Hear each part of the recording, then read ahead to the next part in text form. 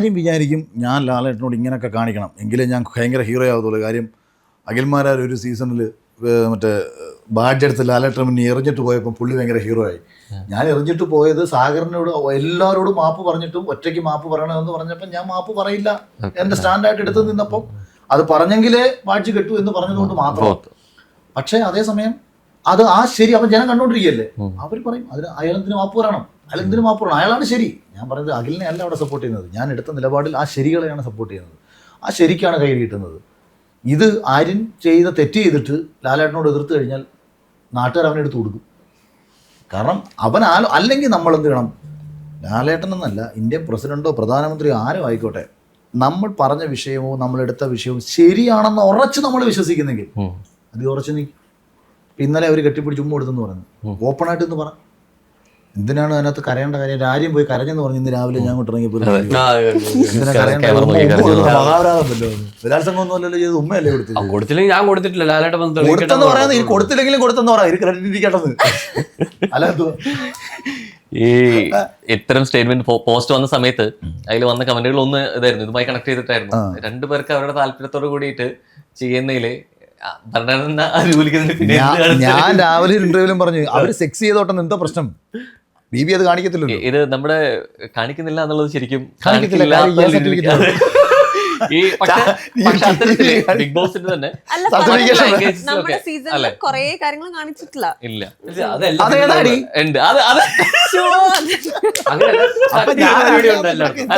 അല്ല സെറീന, ഇത് സ്മോക്കിംഗ് റൂമിലെ പലതും കാണിച്ചിട്ട് പിന്നെ സ്മോക്കിംഗ് റൂമിൽ വേറെ പരിപാടി നടക്കുമല്ലോ. സ്മോക്കിംഗ് കാണിക്കാതിരിക്കുന്നതല്ല വിഷയം. പക്ഷെ പെട്ടെന്ന് സെറീനക്ക് അത്ര വിഷമമായ കരുതി ഇതൊക്കെ പുറത്തു വന്നിരേണ്ടതായിരുന്നു എന്ന് തോന്നിയൊരു കാര്യം എന്തായിരുന്നു? ഒരുപാട് കാര്യങ്ങളുണ്ട് അങ്ങനെ. ശരിക്കും കുറെ സാധനങ്ങൾ കട്ട് ചെയ്തായിരിക്കും നമ്മൾ അറിയില്ല, നമ്മൾ ഇറങ്ങി കഴിയുമ്പോഴായിരിക്കും അറിയുന്നത്. എന്റെ വീട്ടുകാര് എന്റെ ഫാമിലി റൗണ്ട് എന്റെ വീട്ടിൽ നിന്ന് വന്നപ്പോഴത്തേക്ക് വീട്ടിൽ പറഞ്ഞു പക്ഷെ കുറച്ചുകൂടെ അത് കുറച്ചുകൂടെ പ്രശ്നങ്ങളൊക്കെ ഉണ്ടായി. ഞാൻ പറഞ്ഞു ഇവിടെ കുപ്പി അവിടെ വെച്ചില്ല എന്ന് പറഞ്ഞ അടി ഉണ്ടാകുന്നത് എന്നെ അതിന് കിട്ടില്ല. നല്ല നമ്മൾ ഉണ്ടാക്കുന്ന പ്രശ്നങ്ങൾക്ക് ഒരു നട്ടല് വേണം. ആ നട്ടലുണ്ടെങ്കിലേ ഞാൻ അവിടെ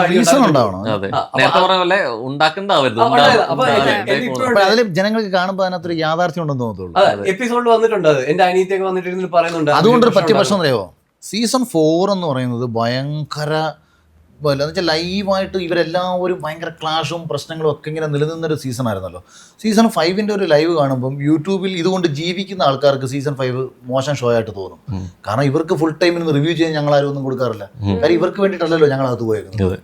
ഇവിടെ യൂട്യൂബിൽ നിന്ന് ബിഗ് ബോസിനെ കുറിച്ച് റിവ്യൂ പറയുന്ന ഒരാൾക്ക് കണ്ടന്റ് ഉണ്ടാക്കി കൊടുക്കാനാണോ ഞാൻ അകത്തിരിക്കുന്നത്? അല്ല, എനിക്ക് സംസാരിക്കണമെന്ന് തോന്നുമ്പോഴേ ഞാൻ സംസാരിക്കത്തുള്ളൂ. അതുപോലെ ഞങ്ങളുടെ പല മത്സരാർത്ഥികൾ കഥയുള്ളൂ. അതുകൊണ്ട് അവരിൽ കുറച്ച് വരുന്നിട്ട് സീസൺ 5 ഞങ്ങൾക്ക് അങ്ങോട്ട് എന്ന് പറയുമ്പോൾ ഈ സീസൺ 5 പൊതു പ്രത്യേകത സത്യസന്ധമായി പറഞ്ഞാൽ ബിഗ് ബോസ് അതുവരെ കാണാതിരുന്ന വലിയൊരു ഓഡിയൻസ് ബിഗ് ബോസ് കണ്ടു.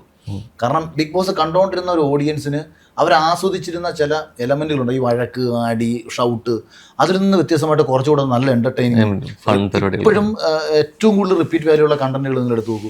യൂട്യൂബിൽ എന്റർടൈൻമെന്റ് ഏറ്റവും കൂടുതൽ മില്യൺസ് വ്യൂസിൽ റിപ്പീറ്റ്, അതായത് ഇപ്പോഴും ഇൻസ്റ്റയിൽ എന്നെ മെൻഷൻ ചെയ്ത് എത്രയോ പേര് ഇടുന്നുണ്ട്. അത് കണ്ടാൽ നമുക്ക് നല്ല രസമാണ്. അപ്പം ഞാനും ഭയങ്കര വഴക്കുണ്ടാക്കി ഞാനും ജുനൈസും ഒക്കെ ജയിലിൽ കിടക്കുന്ന സീനൊക്കെ എന്ത് രസമാണെന്നറിയോ കണ്ടുകൊണ്ടിരിക്കാൻ. അപ്പം അതങ്ങനെ അത് കാരണം അതിനകത്തൊരു ആസ്വാദനത്തിന്റെ എലമെന്റ് കൂടി ഉണ്ടാവുമ്പോഴാണ് ഇതിന് ഭംഗി വരുന്നത്. അടുത്ത പോയിന്റ് അഭിഷേക്, സീസൺ 6 മികച്ച സീസൺ 6 എന്ന് പറയുമ്പോഴേ ഫസ്റ്റ് വരുന്ന റോള് ഓർമ്മിപ്പിക്കല്ലേ ഒരു കുഴപ്പമില്ല.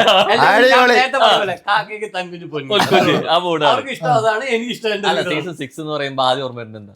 സീസൺ 6 എന്ന് പറയുമ്പോ ആദ്യം ഓർമ്മ വരുന്നത് എന്താ? ഇപ്പൊ മനസ്സിൽ വന്നാ പറയാൻ വന്ന സീസൺ 6 എന്ന് പറയുമ്പോൾ ആദ്യം എനിക്ക് ഓർമ്മ വരുന്നതിന് പേര് റോഹിനി ചോദ്യം ഇപ്പൊ ചോദിച്ചല്ലോ. സീസൺ 6 എന്ന് പറയുമ്പോൾ അത് കഴിഞ്ഞിട്ടാണല്ലോ എന്റെ ഉത്തരം വരുന്നത്. അപ്പൊ ഇത് കാണുന്ന ഓഡിയൻസ് ഉണ്ടല്ലോ, അവരപ്പോഴേ കഴിഞ്ഞ 4-5 FIR എടുക്കും. ഒരു മാസത്തിനിടയിൽ വീണത് 5 FIR. ഞാൻ പറയുന്നതിന് മുമ്പേ അവരിലേക്ക് അത് എത്തും. അല്ല, എനിക്കറിയത്തില്ല കേട്ടോ. സീസൺ 6 പേഴ്സണലി ഒരുപാട് ഓഡിയൻസിന് വർക്കാവാത്തൊരു സീസണാണ്. ഇഷ്ടപ്പെട്ടവരും കാണും, വ്യത്യസ്ത തലങ്ങളാണ്, സിനിമ പോലെ തന്നെ. ഞാൻ അങ്ങനെ സീസൺ 5 ബെസ്റ്റ് ഒന്നും അങ്ങനെ ഒരിക്കലും പറയത്തില്ല. സീസൺ 4 ആണ് ഞാൻ മനസ്സിലാക്കുന്നിടത്തോളം ഓഡിയൻസിന് ഏറ്റവും കൂടുതൽ ഗംഭീര സീസണായിട്ട് വന്നിട്ടുള്ളത്. ഈ സീസൺ കഴിഞ്ഞു കഴിഞ്ഞാൽ പലരും, കുറച്ച് പേരെങ്കിലും ഇതിന്റെ ബയോ കംപ്ലീറ്റ് ക്ലിയർ ചെയ്യും, BB ആയിട്ട് കണക്ട് ചെയ്തിരിക്കുന്ന എല്ലാ വീഡിയോസ് റിമൂവ് ചെയ്യും.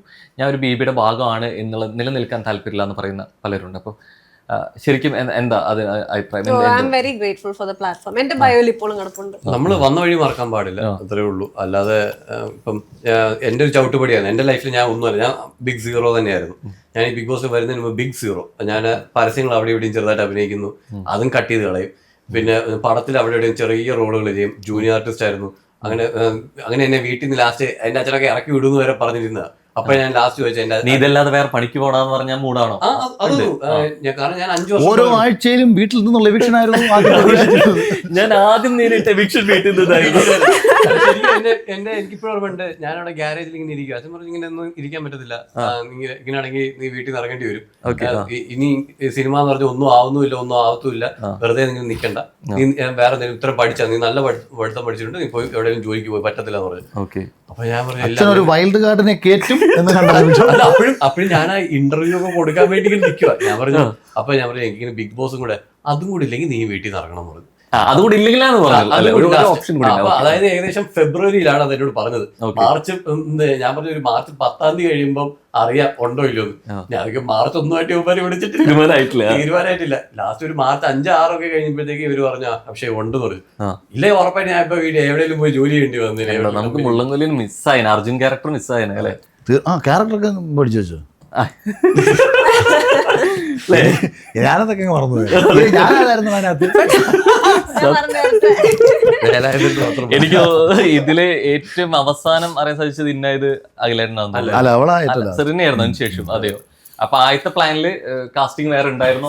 നമ്മൾ ആരും ഇല്ലായിരുന്നു കാസ്റ്റിംഗ്, വേറെ ആൾക്കാരായിരുന്നു. ഇത് മലയാളത്തിലെ ഒരു സീനിയർ, അതായത് സ്റ്റാർ കാസ്റ്റ് ഉള്ള, സ്റ്റാർ വാല്യൂ ഉള്ള, സ്റ്റാർ വാല്യൂ ഉള്ള കാസ്റ്റ് തന്നെയാണ്. അല്ല അങ്ങനല്ല അല്ലേ, സിനിമയിൽ നമ്മൾ അങ്ങനെ പറയുന്നതിന് അർത്ഥമില്ല. ഇപ്പം നമ്മൾ റിയാലിറ്റി നമ്മൾ തിരിച്ചറിയണം. അതേസമയം സിനിമയിൽ ഒരാളുടെ പടം കണ്ടാൽ OTT എടുക്കാൻ സാധ്യതയുള്ള ഒരു ആർട്ടിസ്റ്റിനെ വെച്ച് തന്നെ തുടങ്ങാൻ പ്ലാൻ ചെയ്തൊരു സിനിമയായിരുന്നു. പിന്നീട് അത് മുടങ്ങി. പിന്നെ അഭിഷേകിലേക്ക് വരുന്നു. അഭിഷേക് വരുന്നതിന് മുമ്പ് വേറെ ലാസ്റ്റാണ് അഭിഷേക് ആ ക്യാരക്ടർ ചെയ്യുന്നത്. പിന്നെ വന്നപ്പോഴത്തേക്ക് ഏകദേശം ഒരു പുതിയ ആൾക്കാരുടെ പരിപാടിയിലേക്ക് അവരും ലോക്കായി. എന്നെയും ആദ്യം വിളിച്ചിട്ടുണ്ടായിരുന്നു. ഞാൻ അന്നേരം ഒരു ഓണപരിപാടിയായിട്ട് ബന്ധപ്പെട്ട് പുറത്തായിരുന്നു. അപ്പൊ എന്റെ മനസ്സ് ആ സമയത്ത് സിനിമയല്ല, ഇപ്പോഴത്തെ എൻ്റെ ലക്ഷ്യം, എനിക്ക് വേറെ ഒരുപാട് കാര്യങ്ങളുണ്ട്. എനിക്ക് വീട് വെക്കണം, ഫ്ലാറ്റ് വാങ്ങണം, അല്ലെങ്കിൽ കാർ എടുക്കണം. എൻ്റെ കുറേ ലക്ഷ്യങ്ങൾ, കുറച്ച് financial stability, only financial stability. Cinema ഞാൻ ഇന്ന് സിനിമ ചെയ്യാൻ തീരുമാനിച്ചാൽ അടുത്ത ആഴ്ച ഞാൻ പടം അനൗൺസ് ചെയ്യും, പടം ഞാൻ ചെയ്യും. എനിക്ക് അതിനുള്ള ശേഷിയായി. ഫിനാൻഷ്യൽ സ്റ്റെബിലിറ്റി എന്ന് പറയുമ്പോൾ എടുത്തെടുത്ത ആ തിളക്കം കൂടിക്കൊണ്ടിരിക്കേണ്ട കഴിച്ചു.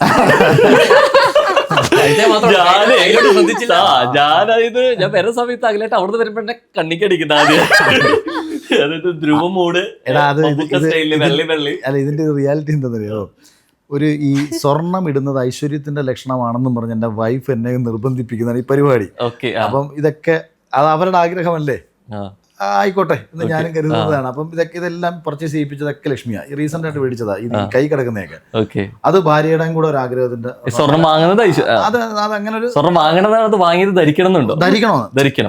ഞാൻ വീട്ടിൽ വെച്ചിരുന്നേ. ഞാനത് ഇപ്പം നമുക്ക് അത്യാവശ്യം സേവിങ്സിന്റെ ഭാഗമായിട്ട് ഗോൾഡൊക്കെ ഉള്ളതൊക്കെ നമ്മൾ വെച്ചിരുന്ന ഞാൻ പറയായിരുന്നു. അപ്പൊ ഇത് പറഞ്ഞുകൊണ്ടങ്ങ് പറഞ്ഞതാ. അന്നേരം എന്താ പറഞ്ഞത്, അപ്പൊ അത് ആ ഭാഗത്ത് അത് ലോക്ക് ചെയ്തുകൊണ്ട് തന്നെ സിനിമ ചിന്തിക്കാതിരുന്ന സമയത്ത് ഇത് വന്നു. അപ്പൊ ഈ സിനിമയിലേക്ക് വരാൻ വേറൊരു കാരണം കൂടെ ഉണ്ട് കേട്ടോ. അത് ഞാൻ പിന്നീട് എപ്പോഴെങ്കിലും പറഞ്ഞോളൂ, ഇപ്പൊ അത് പറയേണ്ട ആവശ്യമില്ല. കാര്യം സിനിമയിൽ ഞാൻ കോൺഫിഡന്റ് ആയതുകൊണ്ടാണ്. അങ്ങനെ അഭിഷേകിനെ വിളിച്ചു ചോദിച്ചു. അപ്പം അത്യാവശ്യം പരിപാടി കൊള്ളാം, അതായത് ഷൂട്ടിംഗ് പരിപാടി നടക്കുന്നതൊക്കെ കൊള്ളാം. അങ്ങനെ ഒഴിഞ്ഞു മാറിയ പടത്തിൽ ഞാൻ വരുന്നു. പിന്നെ ഇതെല്ലാം പറഞ്ഞാൽ അൾട്ടിമേറ്റ്ലി ഇവിടെ പറഞ്ഞ ഇതൊരു ഡെസ്റ്റിനേഷൻ. എന്തുവാടി?